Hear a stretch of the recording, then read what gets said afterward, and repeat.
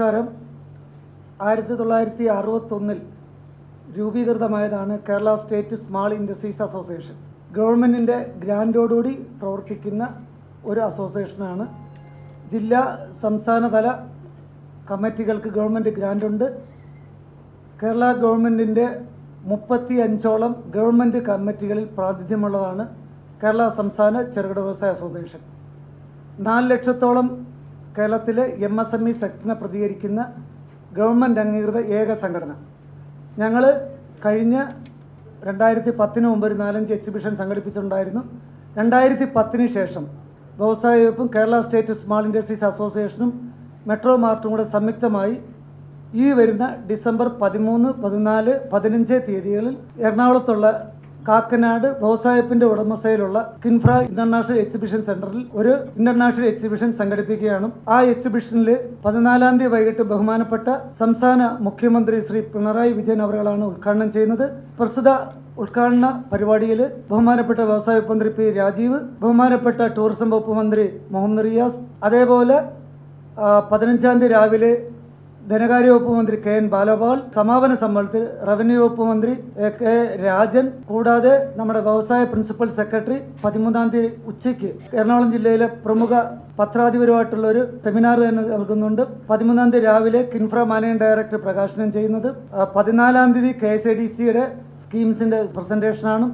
14 തീയതി ഉച്ചയ്ക്ക് 2 മണിക്ക് തന്നെ കേരള സ്റ്റേറ്റ് സ്മോൾ ഇൻഡസ്ട്രീസ് അസോസിയേഷൻ്റെ ജനറൽ കൗൺസിൽ മീറ്റിംഗ്, 5 മണിക്ക് ഇത് ഇനാഗുറേഷൻ, 6 മണിക്ക് ശേഷം ഒരു കൾച്ചറൽ പ്രോഗ്രാം, 15 തീയതി രാവിലെ 11 മണിക്ക് തന്നെ state bank of India, Kerala financial corporation, MSME directorate Thrissur ഉൾപ്പെടെയുള്ളൊരു ഫിനാൻഷ്യൽ സെമിനാർ.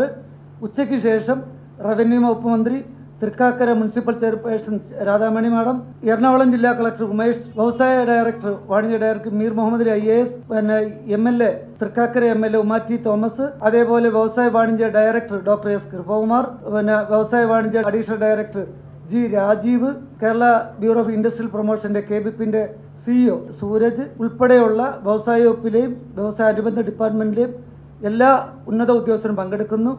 ആദ്യമായിട്ടാണ് കേരളത്തിൽ ഒരു അന്തർദേശീയ എക്സിബിഷൻ വരുന്നത്.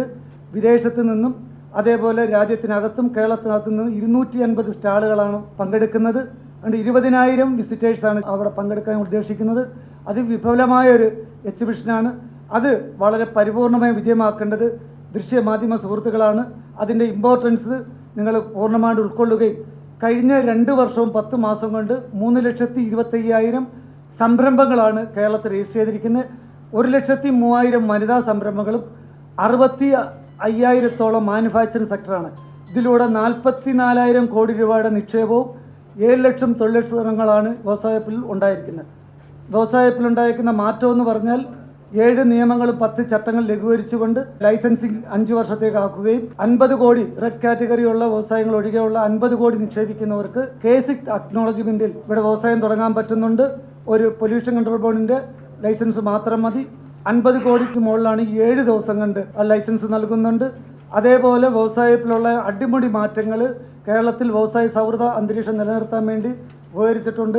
അതിൽ മാധ്യമങ്ങളുടെ പങ്ക് വളരെ വലുതാണ്. അത് പൂർണ്ണമായിട്ട് ഉൾക്കൊണ്ടുകൊണ്ട് ഈ ഒരു ഇൻ്റർനാഷണൽ എക്സിബിഷൻ വലിയ പ്രചാരം നൽകണമെന്നാണ് എനിക്ക് അറിയിക്കാനുള്ളത്.